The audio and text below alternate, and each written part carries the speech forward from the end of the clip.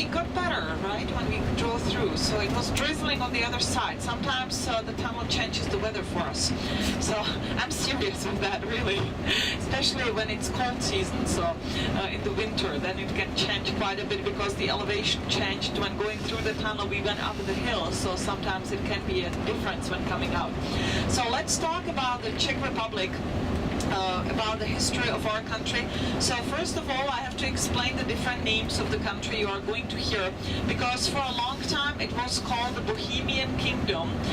Then it became Czechoslovakia after the First World War, and nowadays we call it the Czech Republic. And you might have noticed in some of the media they were talking about changing the name again to Czechia, which we don't agree with very much. And I think the main reason for changing the name to Czechia was that they were saying that the Czech Republic is too long for the jerseys of the sport people. What a good excuse, right? But I think they even registered the name Czechia, and that's what the sport people are going to use.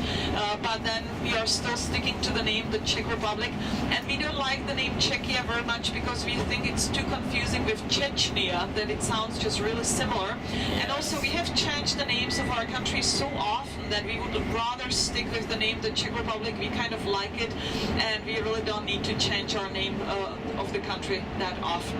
But really often our visitors on our tours, they talk about their relatives coming from this part of Europe, late 1800s and early 1900s, and they would not talk about coming from Czechoslovakia or from the Czech Republic, but coming from Bohemia. And the reason is that at that time when these immigrants were leaving this part of Europe, they were leaving the Bohemian Kingdom and not Czechoslovakia or the Czech Republic. And even today, the Czech Republic has 3 large districts or provinces, we could call it, and the largest one is Bohemia. So the capital, Prague, even Český Krumlov, where we are going, it's in Bohemia.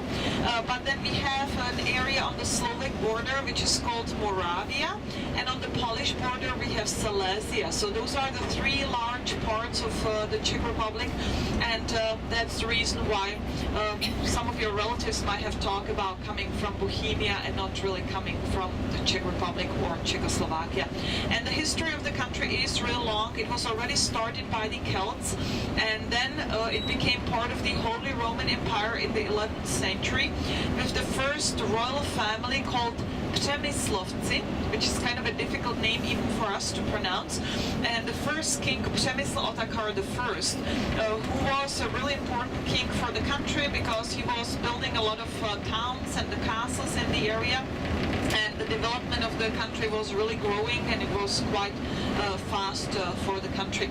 Another important person from the history of the Bohemian Kingdom was definitely Charles IV, who was living in the 1300s. And Charles IV, he was the emperor for the Holy Roman Empire, as well as the Bohemian king. And last year we had a beautiful anniversary for Charles IV because we were celebrating 700 years since he was born. So a lot of the towns and places in the Czech Republic had all kinds of different events and celebrations for this big anniversary of Charles IV. And if you have been to Prague, or maybe even from the TV, you may know the Charles Bridge, which is a beautiful stone bridge across the Vltava River in Prague, and it's called the Charles Bridge because it was built by Charles IV. And then in Prague we have the Charles University, and touring the countries that are nearby, so they take advantage of that. Really often we meet, especially the American students coming to Český Krumlov for a day trip, and many of them come from the Charles University. But then Charles IV was also building a lot of castles and towns in the area, and the life for people in the Bohemian Kingdom at the time of Charles IV was really good. Because there were no wars going on, so it was really peaceful and good life for the citizens of the Bohemian Kingdom. But then early 1400s we went through the Hussite Wars, when John Huss, who was 100 years before Luther, he started these big wars, Protestants against the Catholics. And yesterday we had a public holiday in the Czech Republic, and it was the time when John Huss was burned. He was killed for his opinion about religion. So we had a public holiday, and those were quite serious wars that were going on in early 1400s. 1600s. But then from the beginning of 1500s we became part of the Habsburg monarchy. Habsburgs, they were ruling pretty much the whole Europe, and Rudolf II from the Habsburg family, he chose Prague as his main seat, and he was ruling the Bohemian kingdom and the Habsburg monarchy from Prague. I mentioned Rudolf about the same time in the centuries. But then early 1600s we went through the 30 Years' War, which were similar fights, also the fights between Protestants and Catholics, which was kind of started over in Bohemian kingdom, but then it spread all around Europe and didn't affect the Bohemian kingdom that much. But definitely the fights over religion, the 30 Years' War was quite bad all around Europe. And then from mid-1700s, Maria Theresa from the Habsburg family was ruling the Habsburg monarchy, and Maria Theresa started some of the reforms.